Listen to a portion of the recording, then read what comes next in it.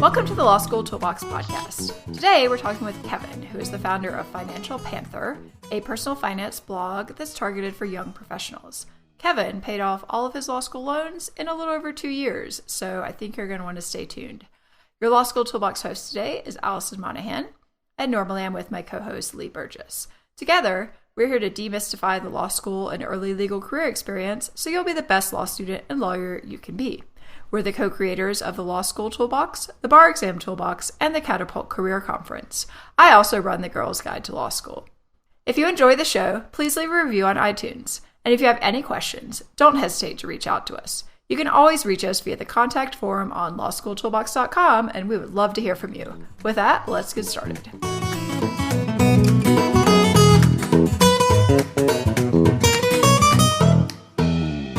Take a minute to thank Esquire for sponsoring this podcast. Esquire offers credible, affordable study tools for the bar exam built from actual, previously tested bar exam materials. Esquire is also the first and only public benefit corporation focused on test prep, and it donates 20% of its profits to tackling student debt. To receive a 10% off coupon for their study tools, go to esquire.com/bar exam toolbox. Welcome back. Today we're talking with Kevin, the founder of Financial Panther, which is a personal finance blog for young professionals. Kevin paid off all of his law school loans in just about 2.5 years, so I know that's something I want to hear more about. Welcome, Kevin. Yeah, thank you for having me. Our pleasure. First off, can you just give us a little bit of background on your personal journey with your law school loans and other type of financial stuff? Yeah, sure. I have a pretty typical law school background. I went to undergrad, majored in history and econ, which kind of gave me, that's kind of the typical law school majors. Ended up graduating from law school in 2013, so not that long ago, and started right away at a big firm here in the Midwest, where I'm located. Right when I graduated, I had $87,000 of student loans, which is a pretty significant sum. I'm actually thinking, wow, that's not really that bad for law school. Yeah, I know. I got lucky. I did have a half scholarship when I went to law school, so it kind of helped me out a little bit. I know there are people who have much more than that. And this was the sort of financial aspect something that you really took into consideration when you started school, or was it more like, oh, this is great, I'll take some money, but this is not really determinative of where I go to school? No, it was actually the primary factor that led to the law school I picked. It was right around the time when people were kind of getting to notice kind of the huge debt loads that people were taking out of law school, and you were getting a lot of people on the internet talking about it. And so I actually had a choice of sticking with a law school in my hometown, and it was actually about $60,000 more expensive for me to go there and live at home. Oh, wow. Than it was for me to come out to the Midwest and live on my own. So that's a pretty big difference. Yeah, it was a pretty big difference. Because that's actually a question we get a lot, particularly this time of year from students, is basically, when should I take the money? I mean, my advice is almost always take the money. Do you have any thoughts on that? Yeah, it kind of depends, because, the law school that you go to kind of matters a lot, at least when it comes to getting that first job, if you're trying to get that big law job. And so it's kind of like you got to kind of do a risk reward type thing there. If it's like the top school and it's full price, maybe you might want to consider it. If it's like full ride at a really low school, then, you might want to think, well, is that even worth it to do that? Right. I think that's absolutely right. But here's an example I got the other day. Someone wrote in and asked us if they should take, it was a lot of money. I think over $100,000 over 3 years at Penn versus going to Harvard. Yeah, so in that situation, I'd probably take the money for Penn. Yeah, I was just like, really? People are telling you that you should not do this? He's like, you're the first person who said I should take the money. I was like, wow, I find it hard to imagine there's that much difference in outcome between those schools to make it worth that. I mean, it's like, do what you want, but really, I think you're going to be fine either place. Right. I think that's true. It's like, yeah, Harvard's obviously the better school, at least at the rankings, but you're not going to have any trouble coming out of Penn, probably. Well, yeah, it was just like, and with $100,000 less debt, like that's a Exactly. huge difference. All right, sorry, we got off track. So give me, all right, so you're graduating, you've got $87,000 in debt. You are working in the Midwest, so cost of living is a little bit lower. So what happens? Yep. So, and starting salaries are a little lower here too. It's not the East Coast big law salaries. Okay. So I start off at a big law firm here in the Midwest. The starting salary there is $110,000. So it's kind of comparable to, if you're starting in New York or something with, double the loans and a bigger salary there. Right around 2014, which is when I was starting my first year, my first real year. I had my stub year. Right. And first real year. And I'm just like, I got to do something about this debt because, I kind of knew as soon as I started that big law might not be something I want to stick around in for very long. Okay. Did you have any sense of that beforehand, or you were like, you got there and were like, oh, wow, this is not what I was expecting? I mean, I kind of knew, because, when you go and do your summer associate there, it's not the real lawyer experience as being a first year associate. So I kind of just knew right away that just wasn't for me. I kind of had the inkling. It wasn't 100% solidified. Like I'm going to go in there and get out of there as soon as possible. But right, but you're like, I think I might need to have an exit plan here. Exactly right. So yeah, so I just kind of realized, I couldn't. I kind of needed the money from the job if I was going to keep paying off these loans and, live how I wanted to live. And so I just kind of stuck it out, threw everything I could into my loans, did my best to kind of live modestly, avoid that lifestyle inflation that often comes with being a lawyer. Mm-hmm. And, and so in mid 2016, I made the last of my student loan payment. And then I got a new job in state government and took that, and that's where I'm currently at right now. Okay. I mean, so break this down for us a little bit. I mean, I went to law school in New York. I summered in New York. I lived in San Francisco. I'm thinking how is this even remotely possible? I'm thinking the average 1-bedroom apartment in any of these cities that I've lived in is $300,000 plus, per month, which is crazy. Yeah.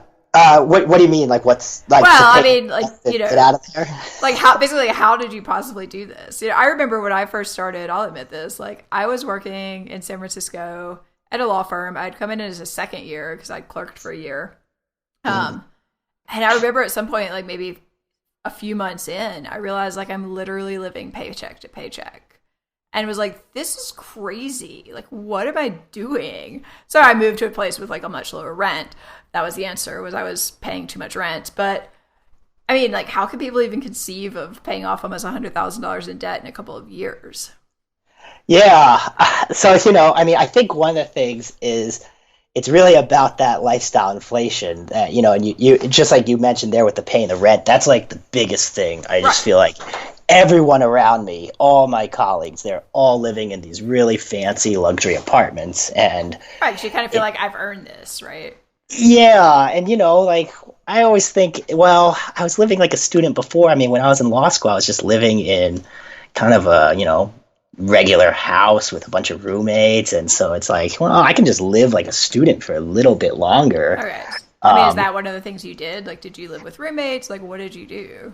Yeah. So my current fiance, soon to be wife, we actually moved in together. Okay. Right when I started, and we just moved into a regular 1-bedroom apartment, just a regular apartment building. A modest, normal person building.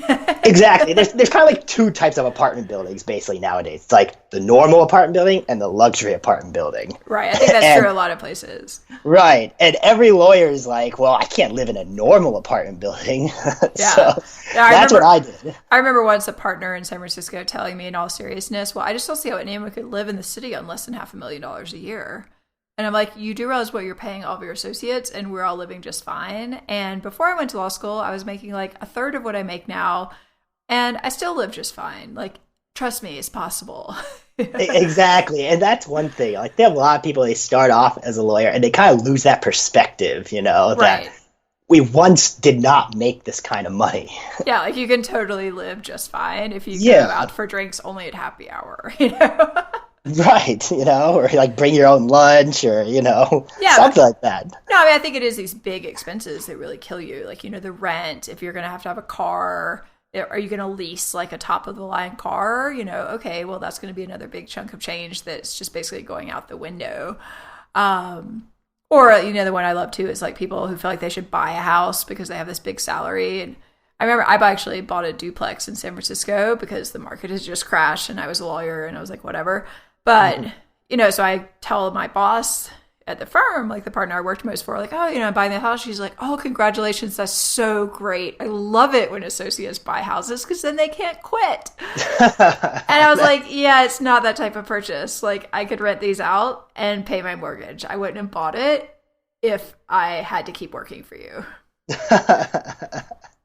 No, that's a good point about that house trap. A lot of, I saw a lot of my colleagues do the same thing where they bought gigantic houses that they did not need. And then they're stuck, they're still there now. And I know a lot of people aren't happy with what they're doing, but they just don't have any choice anymore. Yeah, that was what the judge I worked for, some of the best advice he ever gave his clerks. He's like, just don't take on a mortgage. He's like, you're all going to go work in big firms. There's nothing wrong with that. Like, make some money, get some experience, see how you like it. Just make sure you can leave when you want to leave. Because if you can't, that's when you're going to be really miserable. Right. That's right. All right. So basically, you're living like a student. What other stuff were you doing? I know you're a big fan of the side hustle. Tell me about that. Yeah. Well, I mean, the side hustle thing is just something that I nowadays, with the way all the phones and stuff work now, there's just so many ways you can make money on your own time. And it doesn't really have to be like a ton of work. So, I do like all these sharing economy stuff. I Airbnb a room in my house. I dog sit using these dog sitting apps. I deliver food on my bike. Yeah, that one I was kind of like, really? Is that like a productive use of your time? I mean... Well, no, for that one there, so, I deliver food, and I learned that from my brother because he was doing it for fun, and one of the things we all sit in an office for so long, we all need exercise, and so I thought, well, I can get paid and bike around. Like that's true. It's good exercise. I do it. Yeah, so I see it as an exercise time, really. Like I just exercise while I'm making a couple bucks doing it. I mean, I'm not getting rich off of it or anything. Right. It's for the exercise. No, I think that's a good way of looking at it. I mean, I definitely I've used Airbnb. I mean, I think people have their own comfort level with different things, but I mean, if you have a setup where that's feasible, and if the city allows it, or you have the permit or whatever, I think it's gotten a little harder. I was an avid Airbnb user like in the beginning before they were really regulated very much. I think that's gotten to be a little bit more of a hassle a lot of places, but I mean, you could make a ton of money with that. Right. No, that's definitely true. It's like, and so many people have like an extra room in their house, which is how we started doing this too, is we just have this extra. So a couple of years ago, or 2016, we moved back into, so my fiance actually bought a house before I met her, like long ago. And so she was living here, renting out all the other rooms to like grad students. So she was in dental school here, and she rented out other rooms to other grad students. And we decided just to move back in here because after her basically she stopped renting it. We moved back in here, and we had all these extra rooms in the house, and we're just two people. So we were like, well, we don't want to get like a roommate. Right. So why don't we just like throw up a room on Airbnb and see what happens? And you can basically make the same amount of money as a roommate. Yeah. Except half the time. Yeah, I mean, I think if you have the right setup, it can be a fantastic way to bring in like quite a bit of extra income. Yeah. And then, I mean, let's talk about a lot of our listeners are law students. I mean, would you recommend if you're in law school that, you start delivering food for exercise or like driving for Lyft or Uber? Or do you think it's, what, I guess you're always making the short-term, long-term trade-off here, right? Yeah, so if you're a 1L, I wouldn't do anything but law school because, that 1L year is so important. We all know that. And so, you got to just buckle down, do nothing but law school that first year. And that's what I did my first year. Like I just was at school all the time, constantly reading stuff and, highlighting everything. Right. And, so yeah, I wouldn't recommend that if, in your first year. In your second year, you probably have a little more time. I mean, law review and journals and stuff take up more time, but it's a lot more just busy work. Third year, if this stuff had existed in third year, I would have done all of this stuff because I remember I had class like 3 days a week by third year. It was ridiculous. right. I mean, I played so many video games my third year, and I mean, we didn't have like this delivery stuff though, or Uber and stuff weren't as big back then. So Yeah. if they were, I would have done it for sure. Yeah, I feel like by the third year, you're totally right. I mean, you've got so much spare time. I mean, sure, try to get a job like working in a law office or something if you can or whatever. Yeah. It seems relevant. But honestly, if you don't want to be hassled with that or you just want to like make some cash, I feel like there's so many ways you can do that at this point. Right, and it's just totally like golden age of side hustling here. You can just do anything, anytime you want. Yeah, with like relatively minimal commitment and minimal training. I mean, it depends a lot, I guess, where you are. Obviously, if you're in a city, this is probably a lot more likely. But I feel like a lot of this stuff exists in a lot of places. Oh yeah, definitely. I mean, I was actually in San Francisco a couple of days ago, and I hate to go shopping, and so I went to an app that an ex-lawyer I know started that literally like connects you with a stylist who comes to your house and brings you clothing to try on. Oh my goodness. You never have to leave your house anymore. No, it's just one of those crazy things. I mean, that's like definitely a time money trade-off thing, but then I was thinking about like the person doing this. I mean, what a dream side hustle if you're into fashion. Like you literally get paid to go shopping for other people, and then you show up and you like tell them what looks good, and then you sell it to them and you go home. It's like, I mean, she was there 45 minutes. Yeah, no, I mean, yeah, that's an interesting one. I never even heard of that one. Yeah, I think it's pretty new. I could put the link in the show notes. But I mean, I think that's the thing. They're like all these different, it's not even just like, oh, I don't have a car, so I can't drive for Uber or Lyft. I mean, I think your dog walking one is fascinating. Mostly because I remember once making fun of a billboard that was kind of like, oh, we're like the Airbnb for dog walking. I was like, really? That exists? Oh yeah, no, they have that. My brother now has been doing that too, and it's literally like an Uber for dog walking. You just sit there, and someone will ask you to walk their dog. Really? Like in real time? Yeah, oh yeah, it'll be real time and everything. It's not like scheduled in advance. It's just wow. like What's the name of this one? We gotta. This one is called Wag. Oh, it is Wag. Wag was the one I was making fun of several years ago. So I guess it's viable, or at least they have enough VC funding to make it viable. Yeah. No, I mean, that's a great example. Like somebody who loves dogs but can't have one because they're in school. Like, what a great idea. You're like, oh, I really want to go play with a dog for an hour, and you get paid for it. Right. And, that's what I do with the dog sitting. I do that with a dog vacay, which is kind of a Airbnb for dogs. It's just like, and the thing is, it's not that much work for me because I already own a dog. Yeah. So it's not really a difference for me to, watch a second dog. Exactly. Like once you're committed, you're like already committed. Yeah. You're like, I gotta walk the dog and feed it anyway. Like what difference Right. does it make to have two? Yeah, no, it's not. It doesn't add anything really. Okay, well that's interesting. I mean, some people are listening to this. They're like, yeah, this sounds kind of interesting. Do you have any tips for getting started or for figuring out like what's actually a good use of your time or not a viable use of your time? Yeah, well, the good thing about all these kind of apps these days is you can just sign up for them. It takes like no time to do that. And, you can try it out. And if it doesn't work out, you just, don't do it anymore, So Yeah, exactly. That was kind of how I went going into all of these. Was just, I'm going to try them out and see. And if it's not fun or I don't like doing it, I'm just going to stop doing it. And it's not like you have to interview for them or do anything. It's not like there's a background check or anything. I mean, come on. Yeah. Well, they do the background internet. checks. Every one of these things background Really? checks. Oh, Okay. yeah. Interesting. I was in a Lyft the other day, and he was telling me like, oh, well, like Lyft does background checks, but like Uber's not. I have no idea if that's true or not. But I think they both background check. yeah, I don't know. But he was saying like he kind of enjoys it because he's a social person, and he just like drives people around for a few hours and then goes home. Yeah. No, I mean, yeah, if you like talking to people and, that's how you can do it. Yeah, I guess a lot of these are more like extrovert friendly. I'm thinking like, oh, you could also like tutor online or something, but you still have to talk to people. Yeah, the introverted law student may be better with like the dog walking or something. You do that. Or delivering food. You don't even have to talk to them. Delivering food, perfect. You just walk right up to them, give them their food, and walk away. Exactly. So yeah, what are some food delivery, like Postmates or something? Postmates, DoorDash, Caviar, they're all of them. And they're good. They let you use bikes, so you could just bike around doing it. Yeah, it was raining the other day when Lee and I were having a meeting in San Francisco, and I will admit that we were like, I don't really want to go out in the rain. Should we just order coffee? And we literally had a Postmate like deliver us coffee. I was like, this is probably going to be the most expensive coffee we've ever purchased, but we didn't have to go outside in the rain, so yeah. Yeah, you're one of those people. Yeah. Well, we don't see each other all that often in person, so we were like, well, we've really got to maximize our time. But yeah, I'm like basically the opposite of the person who's going to pay off their loans like as quickly as possible. I'll be honest, like, I mean, for me, well, my calculation, I guess, like, I think it's different now because the interest rates are so much higher.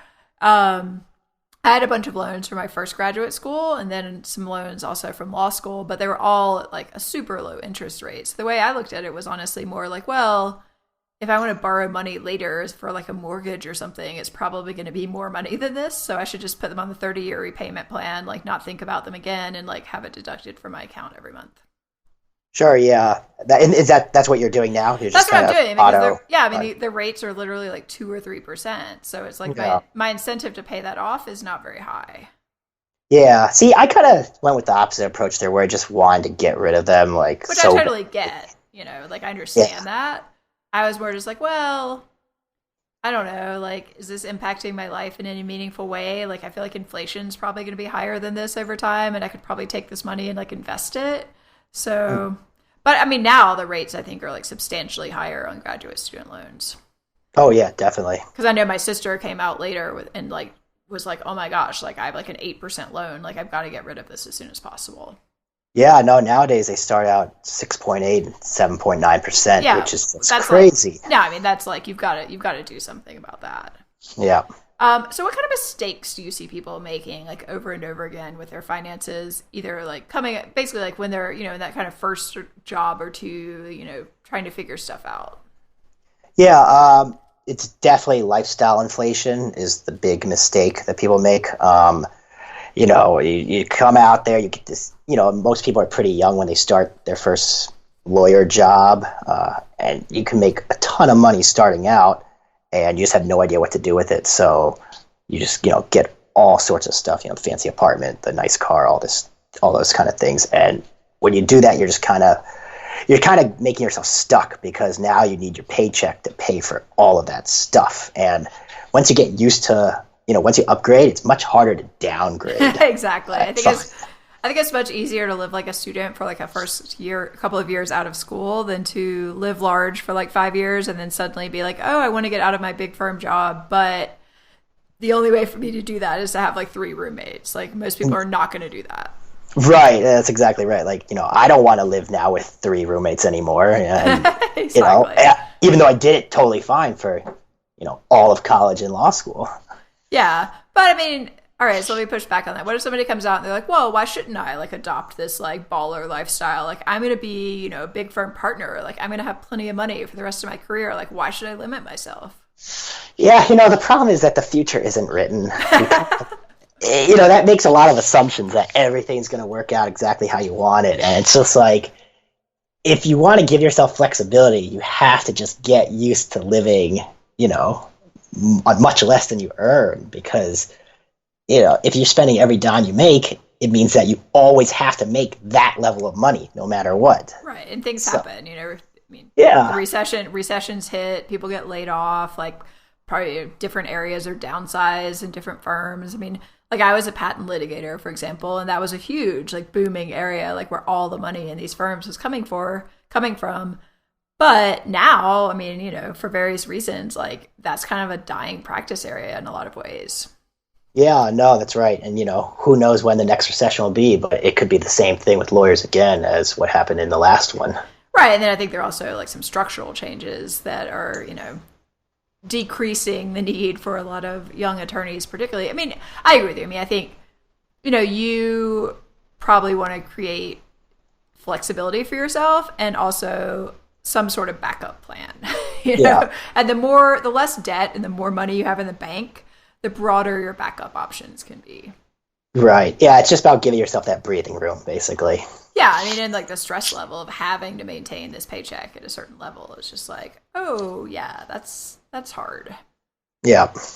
All right, well, what should people be thinking about regarding their finances, whether they're in law school, in that first job, say I have to make a choice, for example, between paying off my loans as quickly as possible or building some sort of like emergency or retirement fund. What are your thoughts on that? Yeah, so my thoughts, and this is a whole subject of debate in this personal finance world. But my thought is, when you're young, which most lawyers starting out are, you've got the chance of emergencies coming up are less than you think. So I always am advocating just attacking those loans much harder. And the reason why is, when you're young, you've got much. If something happens, the big fear is a job loss or something like that. But it's much easier to find yourself another job, if you're, in your 20s than it is when you're like in your 50s. For sure. And so, and the other thing with emergency funds is, most people have a lot more backup plans than you think. I mean, I know for myself, if something happened, I probably could get another job. If that couldn't happen, I could probably move back home with my parents if I had to. And so the need to keep like a ton of money in cash when I have a ton of debt, didn't seem so necessary to me. Right. And then when it comes to retirement, the way I see it is, if you can pay off your debt in a few years, you've got, your whole life to start saving for retirement. You can really catch up pretty fast because most people aren't going to be able to save a ton early on anyway. So right. It's not that hard once you have no debt to really save a ton of money into retirement. Well, hopefully at that point you're kind of used to saving money, so Right, and that's right. Like you'll be already used to it anyway, so it's not that hard to just once you're done with it, take 2 years, be done with it, max out all your retirement accounts for however long you need to do it. Right. So now that you've paid off your loans, are you like, yeah, like I have all this extra money? Right.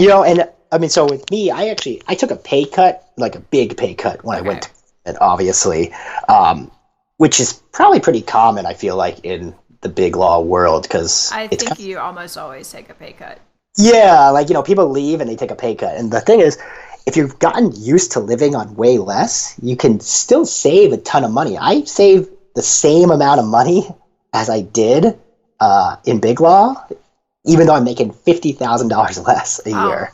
Okay. And, it's like a combination of like, government, I get more, in government, you actually get like matching and stuff like that, where you typically don't get that in a law firm, so which helps me out. But, when you're not living on a lot, you can really save a ton.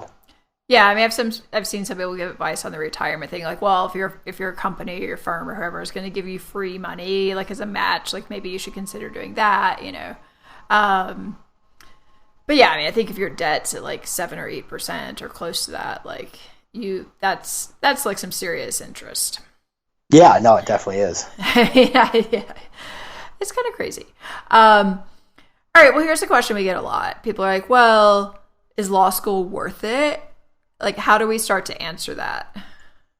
I know that's a tough one because, the problem is that, you can do as much research as you can into law school, but you really can't know, about what, being a lawyer is like until you're actually a lawyer. Right. So it's kind of like one of these things where it's going to be a gamble no matter what. So, in terms of whether it's worth it, one thing is, I would just be really careful about how much loans you take out. I think all of us will take out a lot of loans, but if you take out, way more, it's going to be potentially much less worth it than go in with way less debt. So what would you say to someone who's like, well, I'm not worried about my loans because I know I'm going to do public interest work. So I'll just do LRAP at my school, or I've heard about these public loan repayment things. I just don't have to worry about it, right? Think about all those type of public service loan forgiveness, it still takes you 10 years to, you got to stay there for 10 years. And that's a long time for anyone to be at any job. So I always see it. I feel like there's some risk there, even if you're I know that's what I'm going to do. Plus, the thing is, when you start law school, you really don't know. You have ideas, but your ideas change so much. Oh, absolutely. The other thing I always caution people about those sort of programs is you really need to understand them. and they often are not as good as they sound. You know, the schools are always like, oh yeah, our LRAP, like at the top schools, is like so amazing. Like you'll never have to worry. I know tons of people who are in the LRAP, and they're like, yeah, what they don't tell you is, you know, if you get married, suddenly you're out of the program because they're counting both of your incomes. You know, if you take a slightly different type of job, it may or may not qualify. Like, oh, and have we talked about like the tax hit you might take at the end of this? You know, so it's like, it sounds amazing in theory, but I think you just really have to do your homework and understand what you're getting into there. Right. And, you know, it's all a risk when you're going for those, because you just never know what can change, you know, in the future. Yeah. And I mean, talking about things that can change. I mean, okay, now maybe we have some sort of like federal loan repayment program, but that could also change like tomorrow. You know, none of these things are really guaranteed to continue for the rest of your personal loan paying experience. Right. So, you know, if you're taking out $200,000 in debt to go into a job that's going to pay you $30,000 or $40,000 a year, I might really think very seriously about that. Yeah, I would not do that. Yeah, I mean, I wouldn't do that either, but I know people who have. Yeah, I mean, so do we have any like rules of thumb here? I mean, I think the average loan debt for law school now is over $100,000. I mean, at what point should people start getting concerned that like they're taking on too much, or this is not going to be a very good payoff for them? So, you know, I mean, the way I think about it is, you know, you don't want to take out more than whatever your first year salary is going to be, like whatever you expect it to be. Which basically means no one who wants to do public interest work can go to law school. Yeah, I mean, I don't know. That's the thing. It's like, I don't want to say you can't go to law school, but it's just risky because, you know, you got to get that job and you got to hold on to that job for a while. Yeah. So, yeah, that's kind of what I think is, you know, don't take out more than whatever your expected first year salary will be. You know, ideally keep it to half of that if you could. But you know, I know it's harder than, you know, easier said than done. But sure. You know, you just got to be really cognizant of, you know, what effect that will have on you, because, you know, if you're not careful, that debt can cripple you. It can just really destroy you. Yeah, I mean, one of the things I always suggest to people is before they sign on the bottom line and take these loans is like, there are plenty of loan repayment calculators online. Like, go to one of those, type in, you know, okay, this is what I think I'm going to end up with realistically. Probably want to add on more than you think, because you always end up with like housing expenses and stuff that are more higher than you think if you're going, you know, to school in New York or whatever. But then really look at what that monthly repayment is going to look like, you know. And I mean, a lot of these numbers are going to be like, wow, I'm expected to pay like $1,200 a month. You know, that's like low. A lot of people are paying like $1,800 a month. Yeah, I mean, or whatever it is. You're just like, wow, like, can I possibly conceive of a scenario where that would make sense? You know, right? Because when you think about the big law salaries, like, yeah, it sounds fantastic, but then you're like, okay, I'm bringing in, you know, I think they're paying like $160,000, $170,000 in New York to second years, or San Francisco when I was there, but like, that looks great until you take out, oh, you're now in the highest income tax bracket. Like, you're paying for health insurance. You're paying like excessive rent to live in these cities.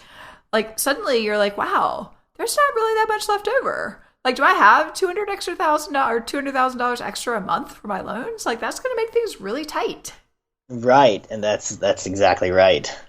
So I don't know. I guess we've really depressed everyone now. I like to think that we're just trying to make sure people are aware of it. Because, yeah, and I think that's the thing. I mean, you know, it's like, really, you're going to take out $200,000 in loans to go to like a poorly ranked school where we haven't even talked about bar passage. Like, if these schools, if you can't pass the bar on average, I mean, there's schools in California that, you know, 50% of the class is passing the bar exam.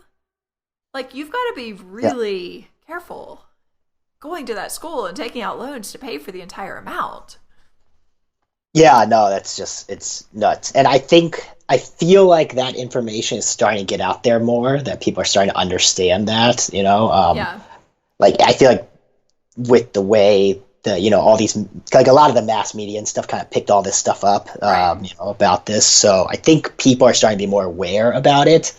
But obviously, you know, if you aren't aware, you know, you want to make yourself aware of that. Right. And I think a lot of people have very high expectations. They may have seen the surveys where, like, you know, 90% of incoming 1Ls think they're going to be in the top half of the class, and like 50% think they're going to be in the top 10%. It's like, that doesn't make sense. Yeah, that's like, right. You need to assume that it, like, your best case scenario is you're going to be an average student at this school. If you do better, great. But like if the average student has, $150,000 in debt and can't pass the bar, that should be raising some red flags for you. Yeah, no, definitely. All right. Well, now that we've depressed everyone, we're unfortunately almost out of time. Do you have any final advice for folks, and how can they find your website if they're interested in finding it? Yeah. Well, in terms of final advice, I guess, we've kind of like, as lawyers, we've really normalized debt. It's just so normal to have it. And, I think that it doesn't have to be normal. If you treat it as something that's just like horrible to have, you can get rid of it a lot faster than you think. Like a virus. Take some antibiotics.